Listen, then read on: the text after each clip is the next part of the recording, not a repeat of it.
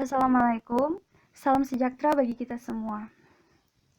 Perkenalkan dulu, nama saya Immanuela Pakasi, NIM 20211012. Mata kuliah ini adalah mata kuliah teknik presentasi. Nama dosen Tresja Anoviana Harimu, STMT. Dan saya akan mengangkat tema atau topik hari ini adalah teori dan kritik arsitektur. Dalam tanda kutip, pendekatan teori function follow from. Karena ini adalah tema teori arsitektur dan teori function follow from, maka kita akan membahas apa itu teori arsitektur dan teori function follow from. Teori arsitektur. Teori arsitektur adalah sebuah pemikiran, diskusi, dan penulisan tentang arsitektur yang telah terjadi sejak awal keberadaannya. Ini adalah kerangka kerja yang mempelajari fenomena arsitektur menggunakan logika ilmiah dan metode eksperimen. Teori function follow from. Function follow from merupakan fokus utama dalam perancangan membuat pembaruan visual yang sangat penting, sedangkan fungsi ruang harus dapat mengikuti dan diatur berdasarkan bentuk-bentuk yang sudah ada sebelumnya. Di slide ketiga ini ada pendekatan teori function follow from. Apa saja sih pendekatannya? Memvisualisasikan situasi virtual dan mengeksplorasi manfaat potensialnya secara mendalam meskipun secara kognitif menantang. Number 2, ada memvisualisasikan situasi virtual dan mengeksplorasi manfaat potensialnya secara mendalam dan peluang yang tak terduga.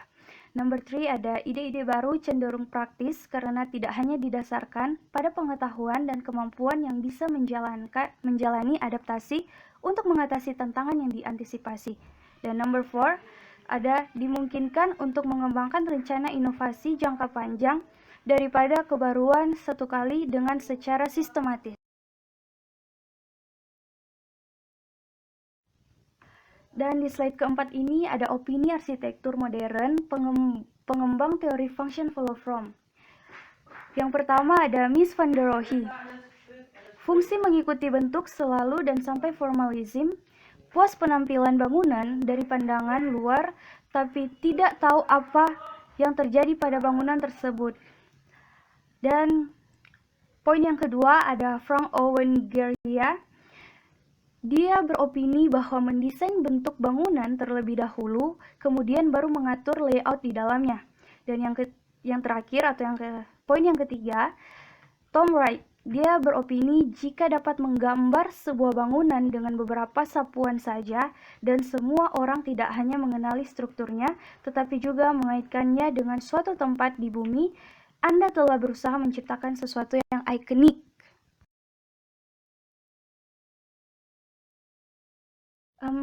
Di slide yang kelima ada metode perancangan function follow from interior dan eksterior.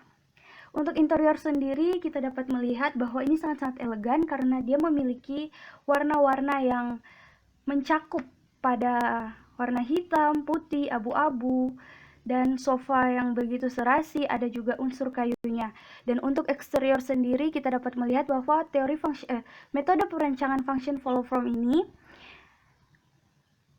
terlihat dari strukturnya, terlihat dari ketegasannya. Ini berupa minimalis karena memiliki struktur yang tegas dan beberapa elemen yang sangat-sangat elegan.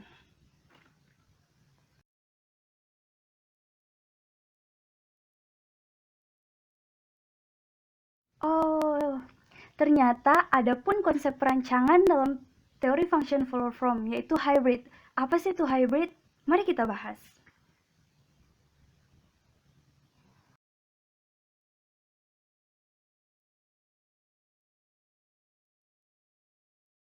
Hybrid. Hybrid adalah metode perancangan dengan menggabungkan atau menyilangkan dua atau lebih dari dua aspek yang saling bertolak belakang, namun saling bersinggungan, atau mendukung suatu sistem tertentu.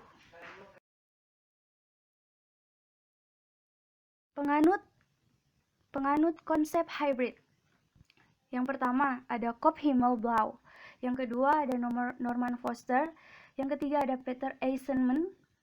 Yang keempat ada Meccano.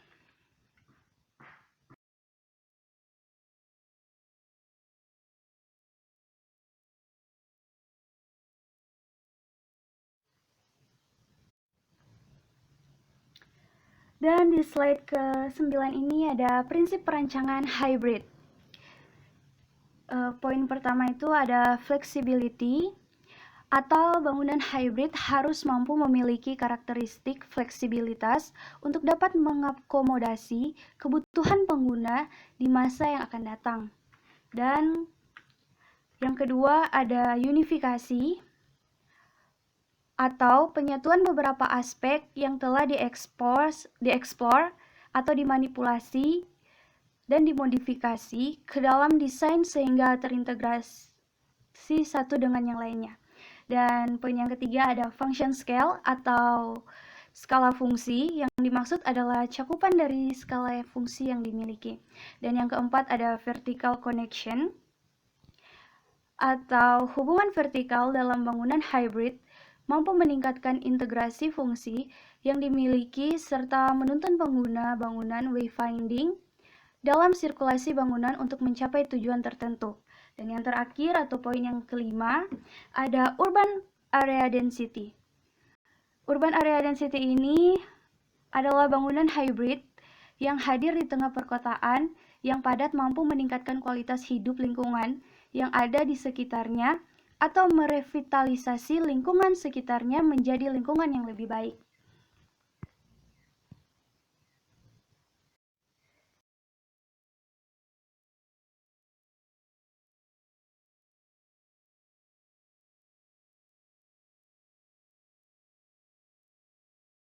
Ini adalah metode dalam perancangan hybrid. Yang pertama ada reduksi, yaitu mengurangi bagian yang dirasa kurang penting. Yang kedua, distorsi. Bentuk merupakan cara merubah bentuk yang umum dengan cara dicekungkan. Yang ketiga ada repetisi atau pengulangan elemen khas yang dirasa perlu diulang kembali dalam bagian lain. Dan yang keempat ada disorientasi, merupakan arah, hadap, atau orientasi suatu elemen arsitektur.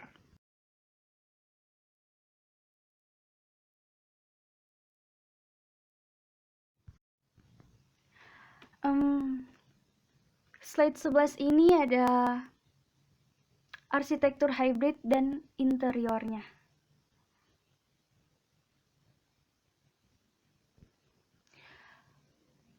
Kita dapat melihat bahwa arsitektur hybrid ini melalui rangka dan struktur modern sebagai pendukung yang menambah kesan kemajuan teknologi canggih pada suatu bangunan. Materialnya ini dari bahan bangunan yang terdiri dari zat atau benda berteknologi canggih yang dibutuhkan, dan struktural metode untuk mewujudkan gaya ekstern menjadi mekanisme pemikulan beban internal sehingga dapat mendukung konsep arsitektural, hubungan struktur dan arsitektur. Untuk estetikanya sendiri, kita dapat melihat pada bidang ilmiah yang meneliti dan membahas keindahan, bagaimana keindahan dapat diwujudkan dan dirasakan seperti penyuguhan konteks budaya dan seni dalam bentuk bangunan.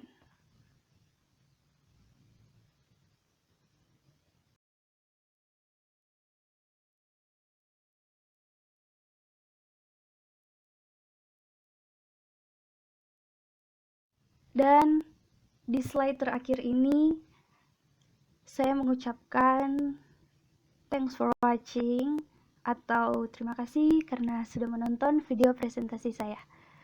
God bless you.